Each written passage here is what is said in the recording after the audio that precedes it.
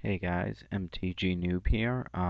Doing a Red Deck Wins deck tech slash tutorial for a few viewers who asked a little bit about the deck. This is my list. It is nobody else's list.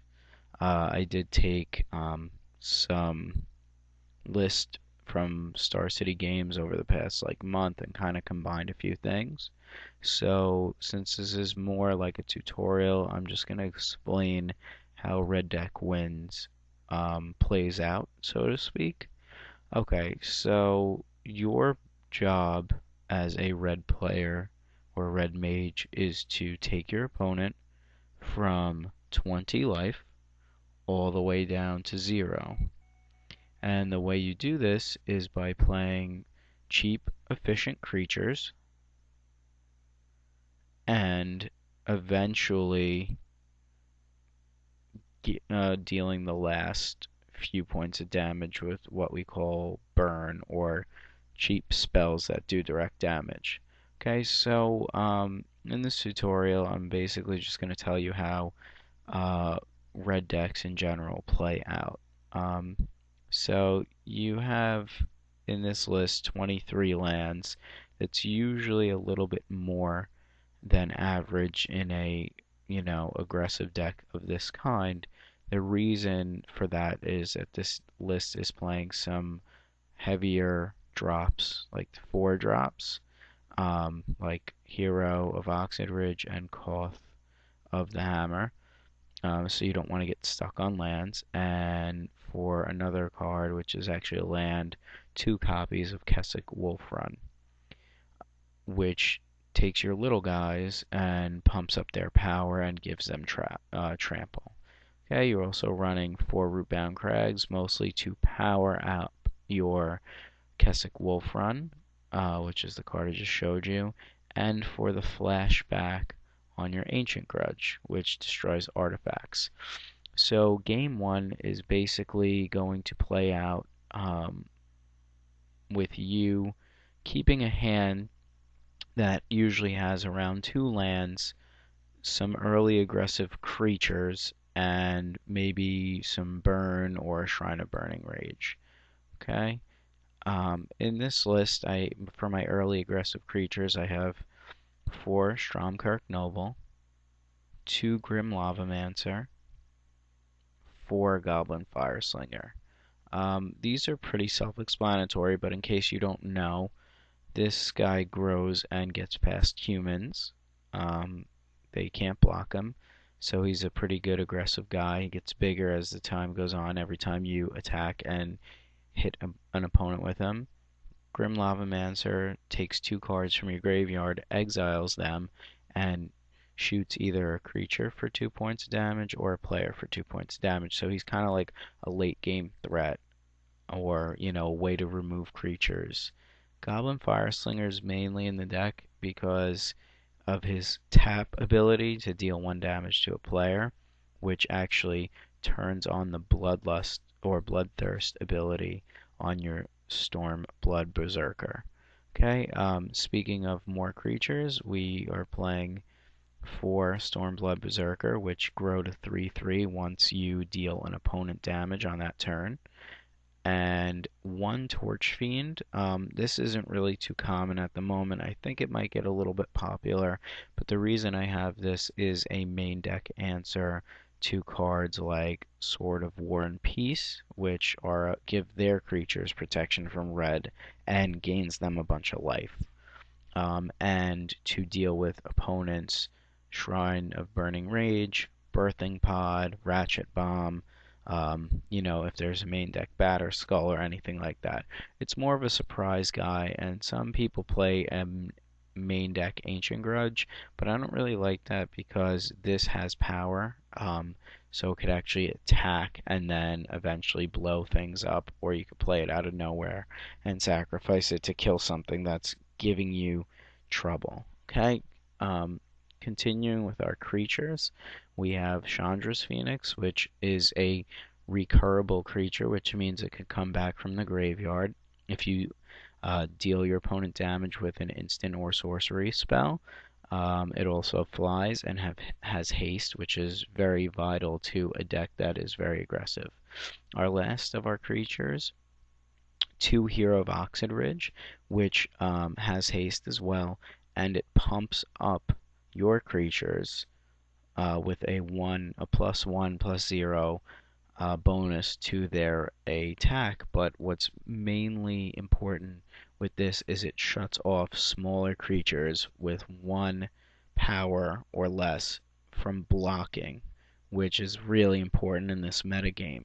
So this card shuts down another card which is really problematic for red deck wins, which is timely reinforcements, which not only gains them 6 life, which is a pain, but it also ends up dealing, getting through those 3 little blockers that they might have left over. Okay, I'm going to talk now about our planeswalkers in the deck.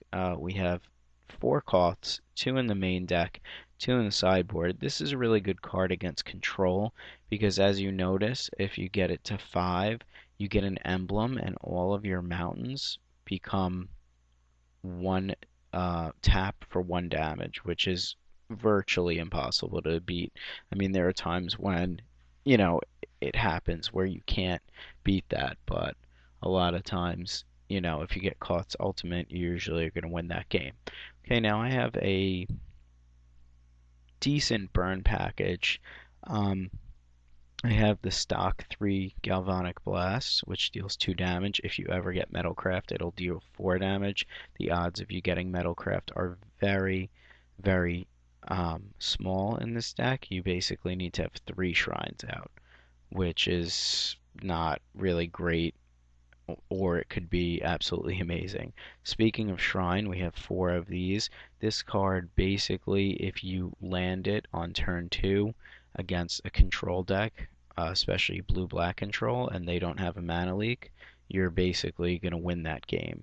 It just keeps getting bigger and bigger, and eventually you just shoot them to the head for, X amount of damage, where X is the, 1 counter per upkeep and whatever red spells you've played. Also, just so you know, since this is a tutorial, Shrine of Burning Rage deals colorless damage. So if you're playing against a creature that has protection from red, and it's really bothering you and you need to kill it, you can kill it with a Shrine of Burning Rage. Okay, we have 4 Volt Charge, which, in case you don't know, deals 3 damage, which, is costed pretty well. 3 damage for 3 is okay at instant speed, but what is really good about this is it puts charge counters on your creatures, your shrines, and your planeswalkers with its proliferate ability. So if this Stromkirk Noble connects and gets a 1/1 counter, and you play Volt Charge, it will end up with 2 1/1 counters. Okay, same thing with Stormblood Berserker. So what's really good to do is you attack and they block this creature, and you shoot your opponent for 3 with a Volt Charge, and you add another counter onto your Stormblood Berserker. It's kind of like a combat trick to make your creature larger and like fake them out, and then they basically take 3 damage and usually will lose both of their creatures, and your guy will be bigger permanently and survive that attack. It's also good with Koth because you can play Koth and then next turn, you'll play +1 Koth, make a mountain on tap, and then next turn you'll Volt Charge and Koth will go up to 5 counters, and you can just take it off and have a dead Koth, but you'll have the pinging mountain ability.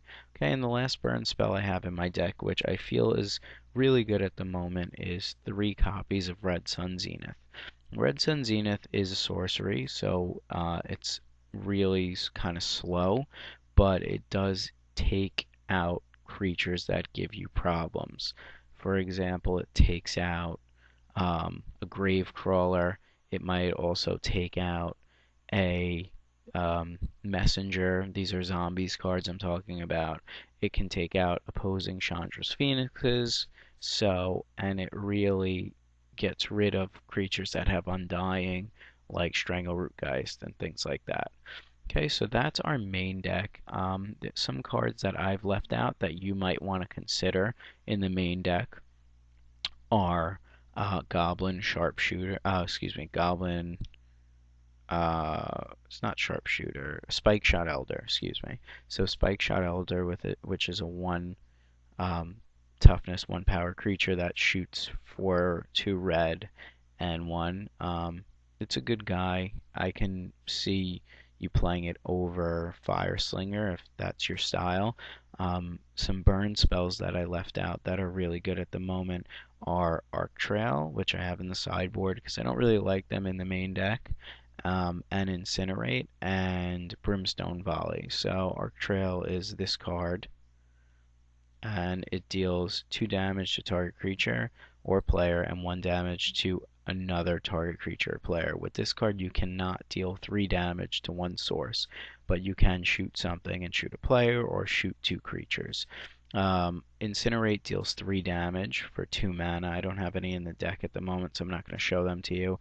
Brimstone Volley is another 3 casting cost. When a creature dies, it has Morbid. Instead of dealing 3 damage, it'll deal 5. Okay, so those are really all the important burn spells, creatures, and planeswalkers in Red Deck wins. Now let's talk quickly about the sideboard. Like I said previously, we'll start from the back. We have 4 copies of Koth.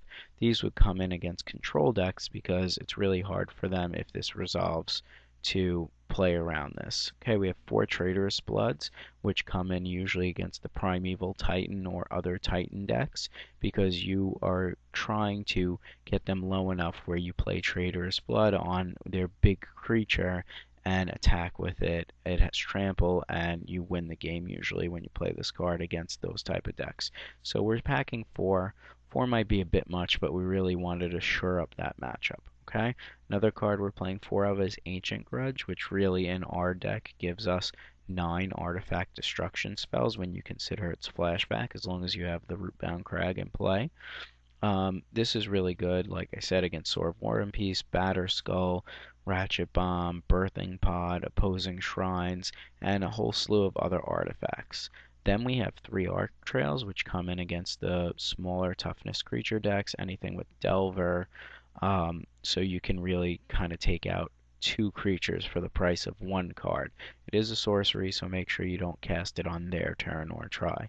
The last card we have in our deck is 2 copies of Surgical Extraction, which you pay the Phyrexian mana, so you're always casting this for 2 life instead of 1 black mana, in case you get confused and say, how is a black card in a red deck? Well, Phyrexian mana lets you pay 2 life instead of its mana cost.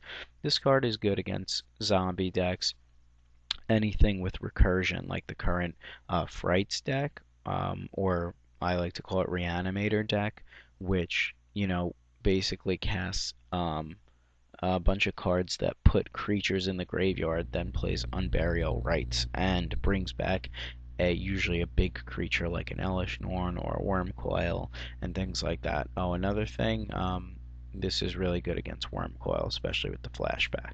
Okay, so that's my sideboard. There are other cards that we should talk about for consideration for sideboard. Definitely Volshock Refugee, which is a double red and 1 3/2 protection from red creature.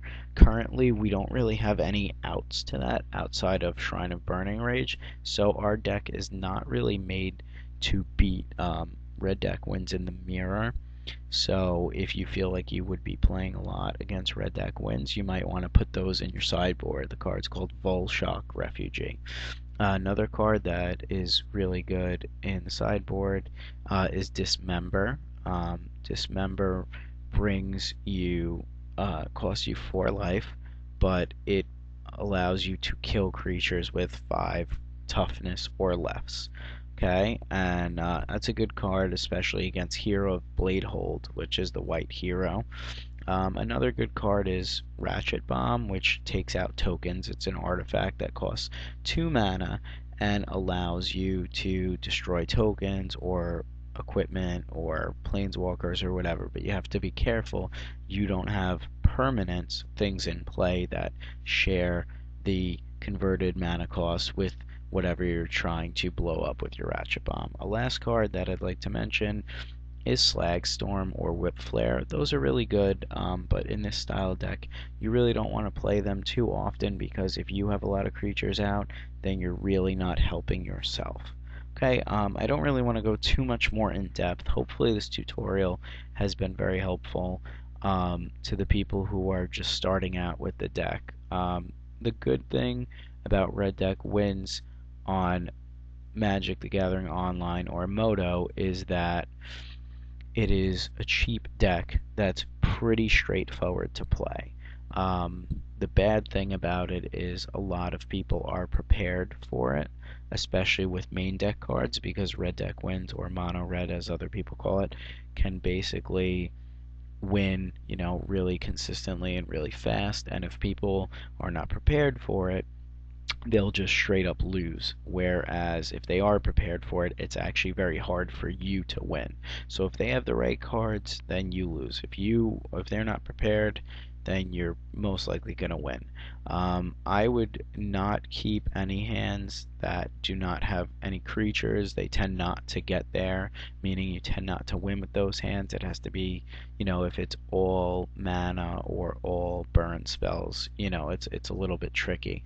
I usually wouldn't keep hands with 4, 5, 6, 7 lands because of the fact that you end up with